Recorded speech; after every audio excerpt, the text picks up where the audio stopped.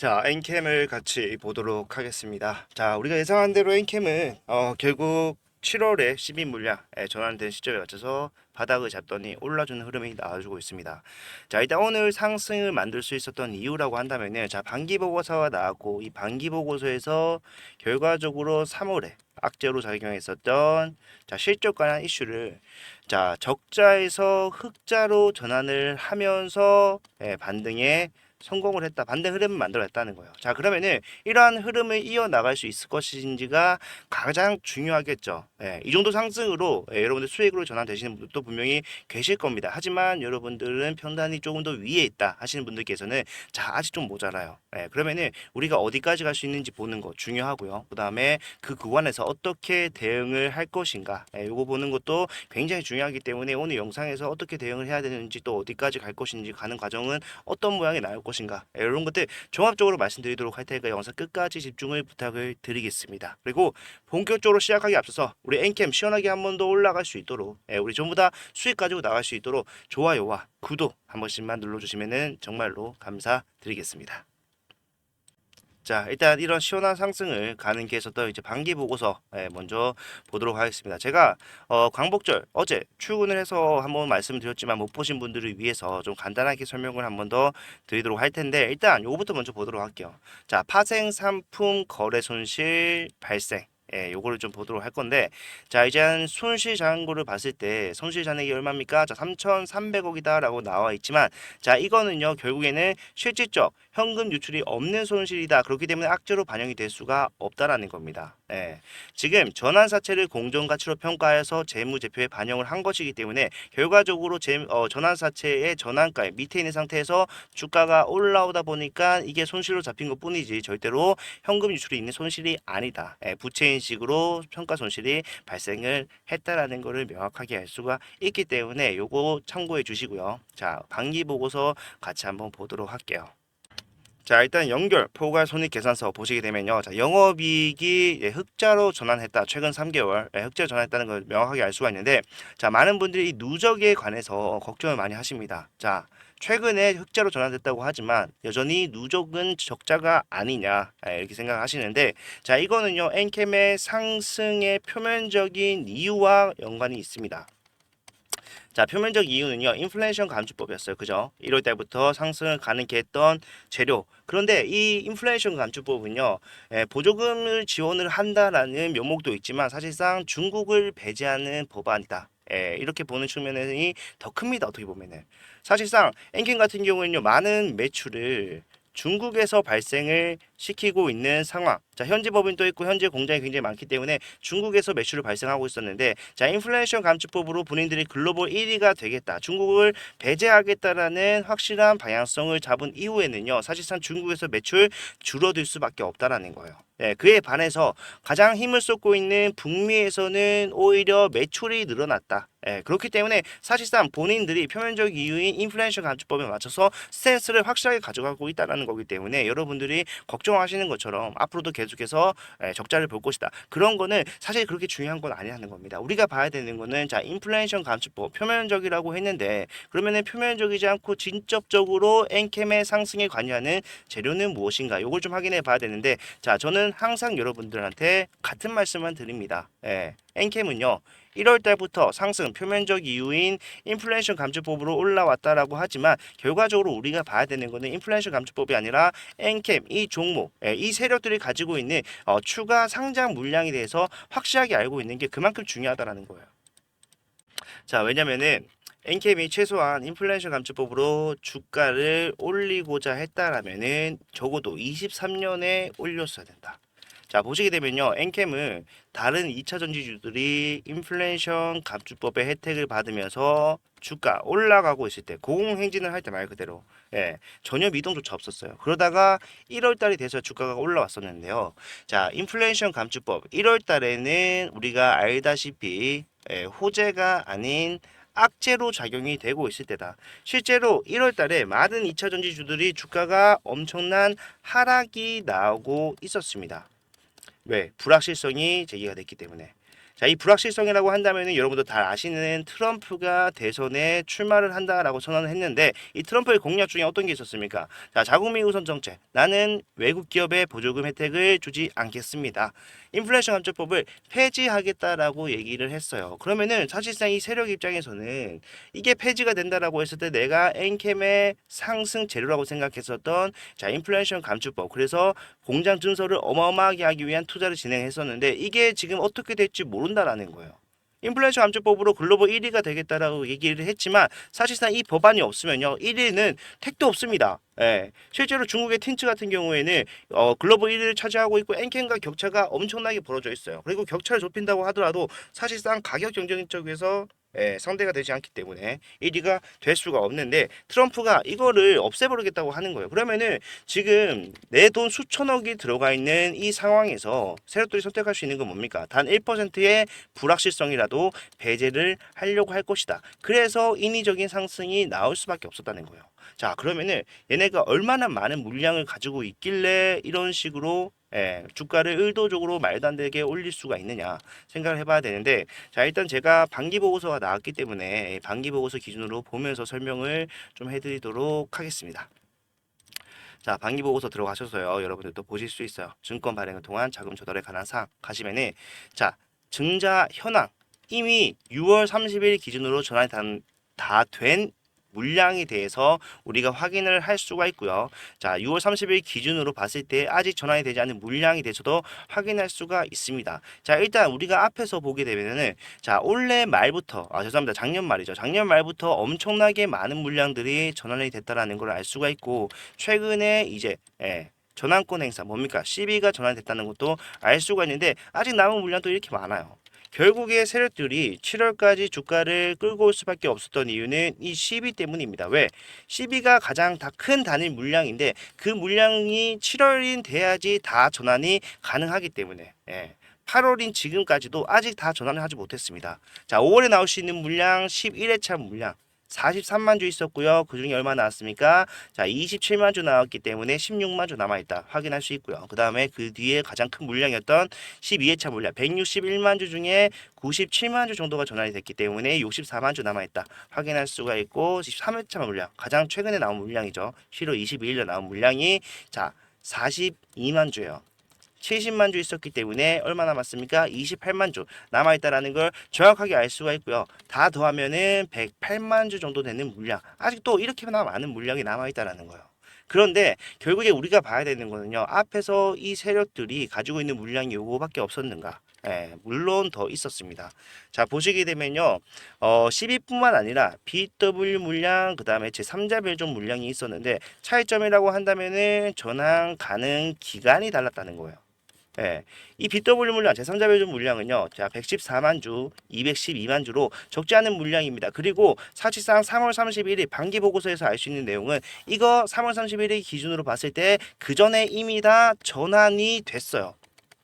그렇기 때문에 우리가 생각을 해봐야 되는 거예요. 얘네가 고점에서 이 물량을 팔았다라고 한다면은 뒤에 CB를 비싸게 팔지 않더라도 엑시트를 했다라고 볼 수가 있다. 그런데 결국에 이거를 팔지 않았다라는 게 명확해진다라면은 얘네가 이걸 왜 팔지 않았으며 그 뒤에 어떠한 수익을 가져가기 위해 준비를 하고 있는가? 요거 봐야 되고 지금 나오고 있는 상승이 그 제가 말씀드렸던 그 매도를 위해서 고점으로 가는 과정 중에 하나라는 것을 명확하게 알 수가 있는데 자 3월 31일 기준으로 봤을 때 BW 물량 그 다음에 제3자 배종 물량 합쳐서 326만 주 전환이 됐다라고 말씀드렸습니다. 그러면은 얘네가 이거를 자 매도를 했다라고 가정한다면은 어디서 매도를 했을까요? 당연히 4월 8일에 했겠죠. 왜? 역사적 신고가이기 때문에. 그리고 326만 주의 물량을 정리하기 위해서는요 당연히 거래량이 엄청나게 필요합니다. 그래서 실제로 세력들이 최고점에서 매도하지 못하는 이유가 거래량이 동반되지 않기 때문에 고점 구간에서 매도하지 못하고 주가가 빠진 상황에서 매도하는 상황이 나올 수가 있는데 사실상 거래량만 보더라도 세력들은 4월에 매도를 할 수밖에 없는 상황이었어요. 왜? 거래량이 터졌던 구간이 바로 4월이었기 때문에 4월 초에 올라가기 시작을 했고요. 4월이 끝나기 전에 다 내려왔습니다. 그렇기 때문에 우리가 4월에 나온 물량만 좀 확실하게 보더라도 얘네가 팔았는지 안 팔았는지 확실하게 알 수가 있다는 건데 자 팔지 않았어요. 뭘 보고 할 수 있습니까? 동향을 4월달 전체로 놓고 봤을 때 매도 물량 확인이 가능한데 이거 확인했을 때 기관에서 37만 주, 기타 법인에서 6만 4천 주, 요게 다란 말이에요. 43만 주 정도의 물량이 나왔다. 자, 연기금, 금토, 사모펀드는 전부 다 기간에 포함되기 때문에 제외를 했습니다.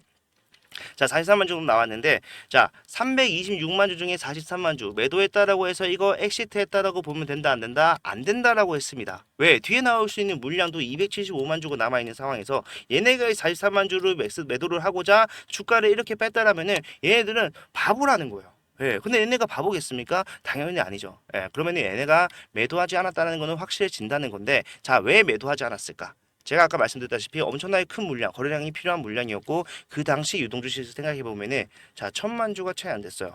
그러면은 이 중에 326만 주 아무리 좋게 쳐줘도 자 전체 유동주식의 3분의 1에 달하는 물량입니다. 엄청나게 큰 물량이에요. 그 물량이 시장에 쏟아진다. 자 주가는 방어라는 것 자체가 의미가 없을 정도로 큰 폭의 하락이 나올 수밖에 없는 상황입니다.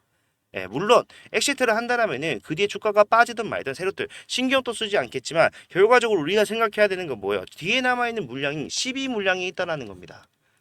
이게 275만 주예요. 지금 또 얼마 남아있습니까? 100만 주가 넘게 남아있는 상황이지만 결과적으로 이거 내가 제값에 못 팔면은 사실상 앞에서 큰 돈 가져가는 거 의미가 없다. 예, 이렇게 생각을 한 겁니다. 예, 그렇기 때문에 여기서 팔지 않고 기다렸다. 왜? 12를 같이 비싸게 팔기 위해서. 위에서 가져갈 수 있었던 수익은 1조 3천억입니다.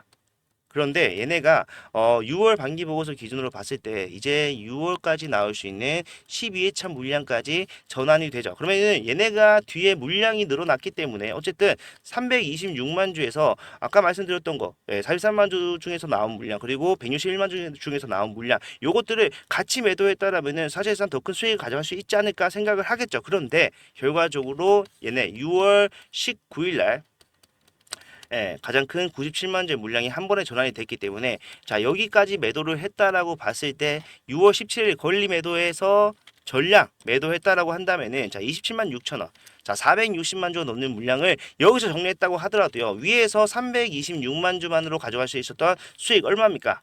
네.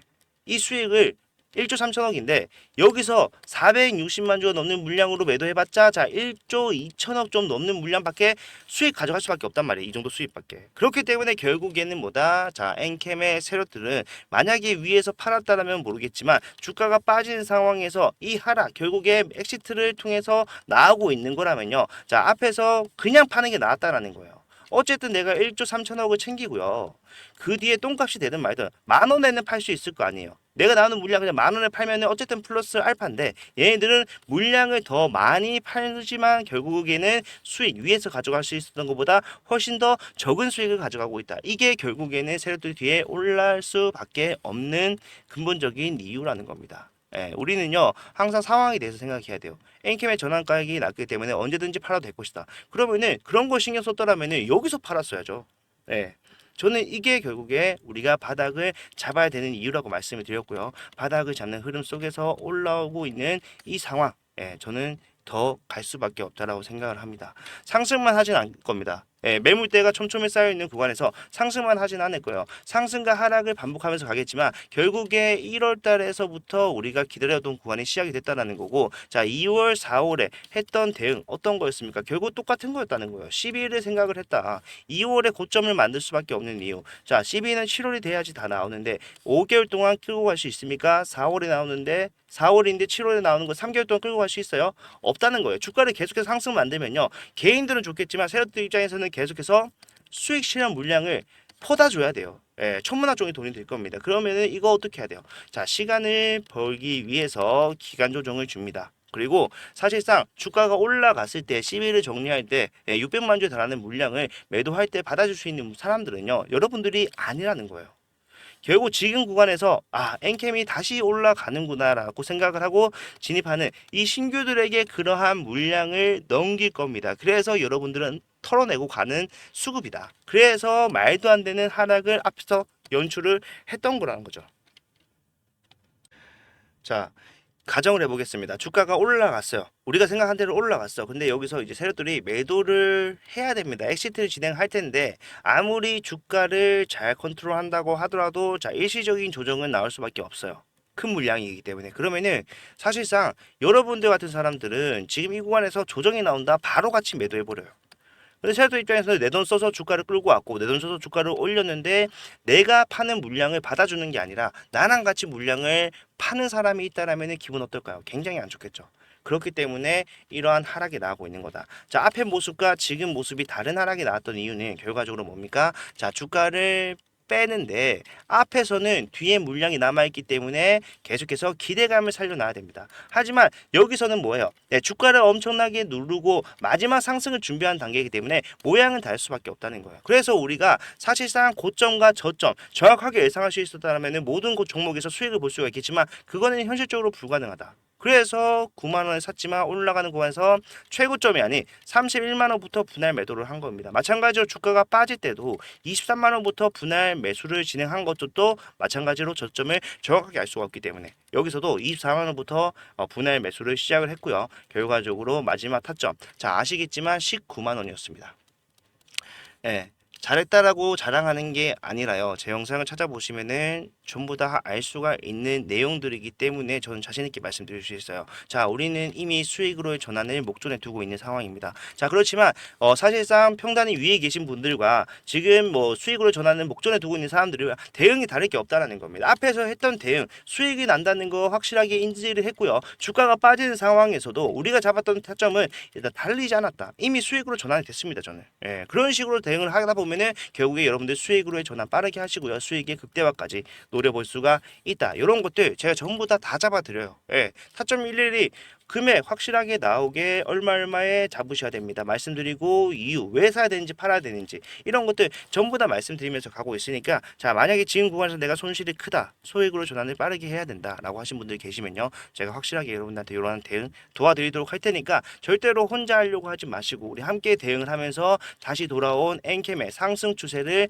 최대치 가져갈 수 있었으면 정말 좋겠습니다. 자 문자 보내드릴 건데요. 비용 발생하는 거는 당연히 없고 여러분들한테 항상 무료로 진행을 해왔습니다. 자 일단 문자 보내드리기 위해서 제 핸드폰 번호를 먼저 말씀드리도록 할게요. 자 010-4920-8706번 자 이쪽으로 엔캠이라고 문자를 남겨두시면요 제가 확실한 타점 나올 때마다 전부 다 잡아드릴 거예요. 그리고 올라갔을 때 세력들이 매도하기 전에 우리가 먼저 매도하는 게 가장 첫 번째 대응이죠. 가장 중요한 겁니다 이게. 그러면은 우리가 언제가 될지는 모르겠습니다. 정확하게 알 수 없어요. 추세를 보고 판단해야 되기 때문에 정확하게 알 수 없지만 올라갔을 때 매도해야 되는 타점이 나온다. 자 여기서도 마찬가지로 리스크를 최대한 배제한 분할 매도의 타점을 잡아갈 거기 때문에 이러한 것들 끝까지 함께 한다라고 생각하시면 되고 비용 발생하는 거 없으니까 부담 없이 문자 남기셔서 우리 지금 나가고 있는 수익 최대치까지 가져갈 수가 있었으면 정말로 좋겠습니다. 자 일단 제가 오전 영상은 이렇게 좀 마무리를 하고요. 저도 확인할 게 좀 있기 때문에 오후에 좀 더 상세한 내용을 담아서 여러분들께 영상 올리도록 할 테니까 시청 꼭 부탁을 드리고요. 도움이 되셨다면 좋아요와 구독 도움이 필요하신 분들은 엔캡 두 글자 문자를 남겨놓으시면 제가 확실한 타점들을 전부 다 잡아드리도록 하겠습니다. 자 오늘 영상 이렇게 마무리하도록 하고요. 다음 영상에서 더 좋은 내용 가져오도록 할게요. 감사합니다.